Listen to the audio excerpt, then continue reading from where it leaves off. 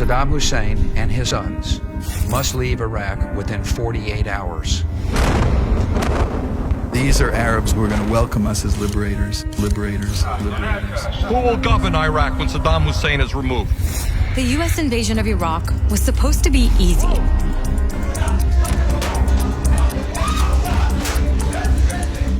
The most powerful military in world history would go in, kill the bad guys, and transform Iraq into a democratic, pro-American oasis. But the Iraq War blew up in America's face.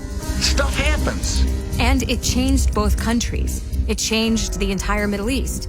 In fact, it changed much of our world forever. 1 million Iraqis are dead because you lied! You lied! You lied! You lied! You lied! You lied! Should we start? Within weeks of the September 11th attacks, the United States had occupied Afghanistan, where Al-Qaeda was based at the time, and removed the ruling Taliban from power. But very quickly after, the George W. Bush administration began selling another war. It wanted to invade Iraq. There was no link between 9/11 and Iraq, so the Bush administration began manufacturing justifications. Iraq was in league with Al-Qaeda. There are Al-Qaeda in a number of locations in Iraq. Iraqis needed saving from their dictator. Saddam Hussein's violations of human rights. Iraq had Weapons of mass destruction. We don't want the smoking gun to be a mushroom cloud.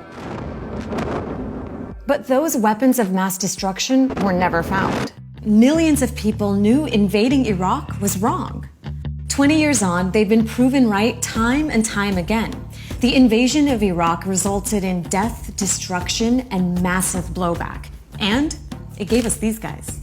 There's something President George W. Bush said in 2007, 4 years into the invasion of Iraq, that ironically sums up how badly the US messed up.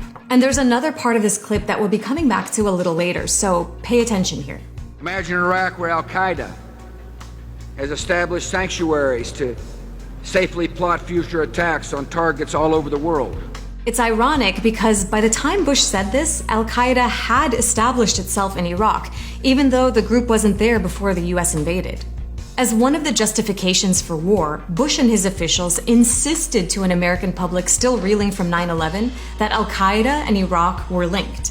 The reason I keep insisting that there was a relationship between Iraq and Saddam and Al-Qaeda because there was a relationship between Iraq and Al-Qaeda. Like pretty much all of the Bush administration's justifications for this war, this was a lie. Iraqi leader Saddam Hussein and Al-Qaeda's Osama bin Laden were both Arab men who were once allies of the United States. But they didn't have much else in common. In fact, Al-Qaeda showed up in Iraq only after the US invaded the country, dismantled the Iraqi army and security forces, and created a security vacuum that allowed all sorts of foreign fighters and violent groups to enter. Tapping into anger at the US for invading a Muslim country, as well as the disgust at scandals like the torture at Abu Ghraib, Al-Qaeda was able to recruit and grow into something even more menacing. The invasion of Iraq propelled the group from a small, isolated organization into a genuinely global network that eventually became the Islamic State of Iraq and Syria, or Iraq and the Levant, as President Obama would say. ISIL is a direct outgrowth of Al-Qaeda in Iraq that grew out of our invasion, which is an example of unintended consequences. Those unintended consequences included Al-Qaeda sparking a sectarian civil war in Iraq by bombing some of the holiest sites in Shia Islam. They included hundreds of suicide and car bombings that killed thousands of Iraqis, and they included ISIS at one point controlling not just 40% of Iraq, but about a third of neighboring Syria as well. During the mid-2010s, the group was constantly in the headlines as it killed thousands and thousands of people, not just in Iraq and Syria, but also in Yemen, Saudi Arabia, Kuwait, Bangladesh, Egypt, Libya, Tunisia, France, Turkey, Belgium, Indonesia, Russia, Afghanistan, Pakistan, Jordan, Germany, Somalia, the UK, Iran, the Philippines, Spain, Algeria, the United States, Nigeria, Sri Lanka. ISIS is no longer as powerful as it was, but it took years of a major US-led military operation that cost thousands more civilian lives, all to solve a problem created by the US occupying Iraq in the first place. Okay, remember that George W. Bush quote from a few minutes ago? This time, I'm going to play the first part of that soundbite as well.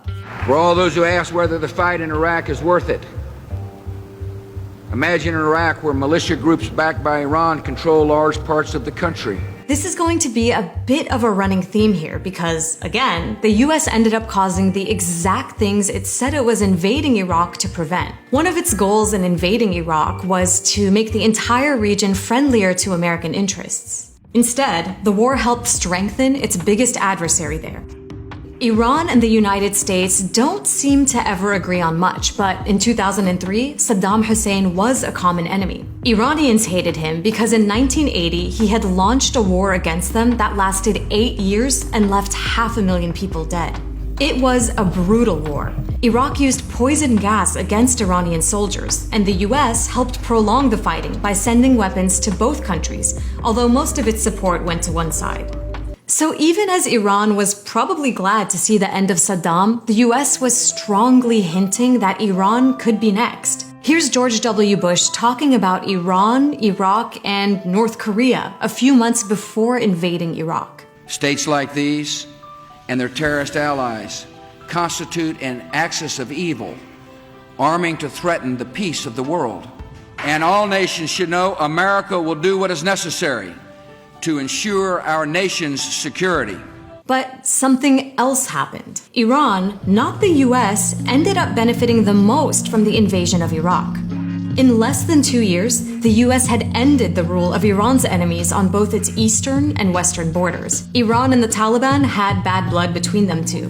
Before the US invasion, Iraq was a buffer against Iran's presence in the Arab world. But after the invasion, Iraq became a foothold for Iranian influence to spread in neighboring countries. For example, Iran was able to build supply lines across Iraq to Syria, where Iranian-backed groups fought alongside Syrian dictator Bashar al-Assad in that country's war. During the 1980s and 90s, Iran had cultivated and protected Iraqis who opposed Saddam's rule. And it was these Iranian-backed parties that dominated Iraqi politics after Saddam was gone. Today, posters of Iranian leaders hang all over Iraqi cities. Iranian commerce dominates the Iraqi market. And Iraq's security forces include powerful militias that are trained, supported, and sometimes even led by Iranians. It was these militias that helped defeat ISIS in Iraq. They fought on the ground with support from the US Air Force in the sky. Still, the US and Iran are adversaries. But the possibility of the US invading Iran the way it did Iraq, that's basically gone from next on the list to effectively zero. Because the invasion of Iraq very quickly changed America itself and its commitment to these kinds of wars. Here's how. It might seem odd now, but the war was actually very popular with Americans at first. USA!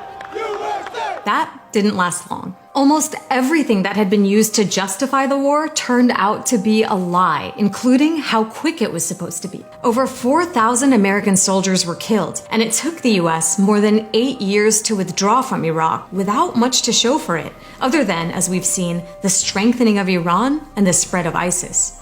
Turns out the US wasn't able to impose its will on another country by force.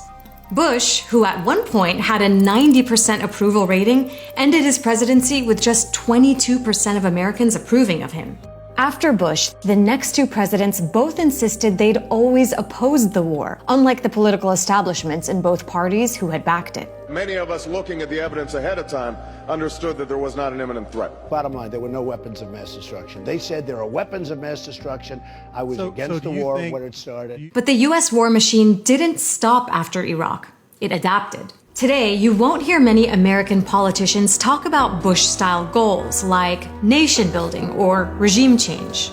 Instead, US military power is deployed in small doses all over the world for assassinations or other special forces missions.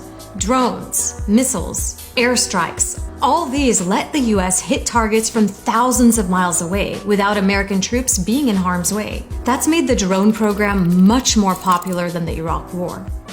But drone warfare isn't clean. These strikes have killed thousands of civilians, with drone pilots often unable to tell exactly who they're targeting.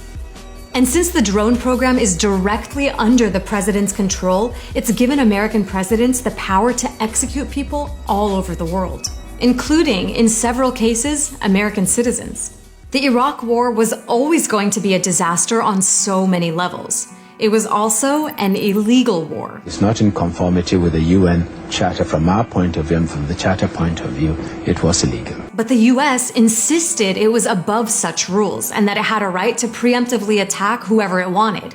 Most of the world refused to go along. When we went in, there were 3 countries, Great Britain, Australia, and the United States. That's not a grand coalition. We can do better. 30 seconds. Well, actually, you forgot Poland. The problem with acting like you're above the law is that it gives others an excuse to break the rules as well. Listen to Bernie Sanders, at the time one of the only people in Congress opposing the war, warning of those consequences. If President Bush believes that the U.S. can go to war at any time against any nation, what moral or legal obligation could our government raise if another country chose to do the same thing? In the years since, we've seen that playing out all over the world. Governments breaking international law and committing war crimes with impunity, whether they're cracking down on dissent, stealing territory, or invading other countries. But maybe the guy at the heart of it all saw a link between what he set in motion in Iraq in 2003 and Russia invading Ukraine in 2022. The decision of one man to launch a wholly unjustified and brutal invasion of Ukraine. Iraq. Anyway. Conservative estimates say that around 300,000 people were killed because of America's decision to illegally invade Iraq, although the real number is probably much higher. In Iraq today, sectarianism is rife, the economy is weak, poverty is widespread, basic services are sporadic, and the security situation is, in many places, still dangerous. لأن مجرد دخولها كان هو مأساوي يعني وحطمت وقتلت ودخل الإرهاب والمجرمين وغيرها والقاعدة. إنه بالدهورة صارت يعني يا ريت قبل الحرب كان يصير أحسن كنا ساكنين وعايشين. Iraqis have always paid the highest price for the US decision to invade their country. But the people who pushed for that war, they were never held accountable.